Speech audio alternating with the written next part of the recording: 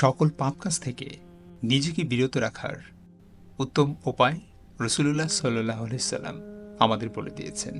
আমরা যেন সর্বদাই মহান আল্লাহর জিকিরে মশগুল থাকি। এই জিকিরগুলো রসুলুল্লাহ সাল্লাহ সাল্লাম বেশি বেশি করতেন। সুবহানাল্লাহ, আল্লাহ পবিত্র ও মহান।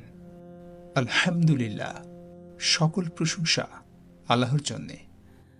আল্লাহু আকবার, আল্লাহ সর্বশ্রেষ্ঠ। লা ইলাহা ইল্লাল্লাহ, আল্লাহ ব্যতীত কোনো হক ইলাহা নেই। আস্তাগফিরুল্লাহ, আমি আল্লাহর ক্ষমা প্রার্থনা করছি।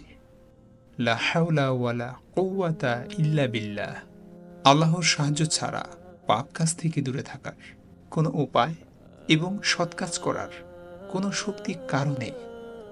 সুবহানাল্লাহি ওয়া বিহামদিহি, সুবহানাল্লাহিল আযীম, আল্লাহর প্রশংসা সহকারে তার পবিত্রতা ও মহিমা বর্ণনা করছি।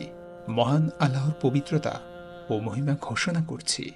এই জিকিরগুলো সর্বদাই নিজেকে মুশকুল করে রাখা উচিত। সকল পাপ কাজ থেকে দূরে থাকার উত্তম উপায় আল্লাহর শ্রেষ্ঠ জিকির।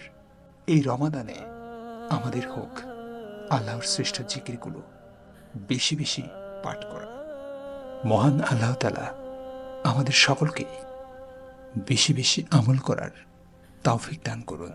আমিন।